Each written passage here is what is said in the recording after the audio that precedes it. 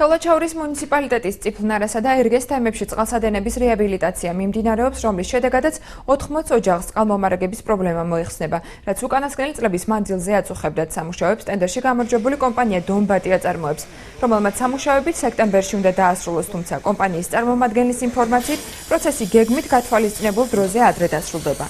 წყალსადენის სარეაბილიტაციო სამუშაოები დღეს ხელვაჩაურის გამგებელმა ნადიმ ვარშანიძემ მოადგილესთან ერთად მოინახულა და პროგრამის მნიშვნელობაზე ისაუბრა. სარეაბილიტაციო სამუშაოებისთვის 90,980 ლარია გამოყოფილი.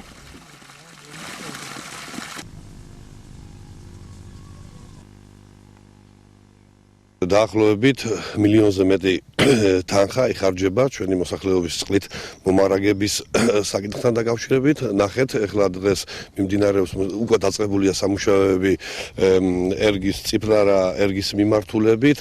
ფაქტიურად აი ამ პროექტით დაახლოებით 80-მდე ოჯახი, მარტო ამ პროექტით 80-მდე ოჯახი უზრუნველყოფილი იქნება წყლით მომარაგებით.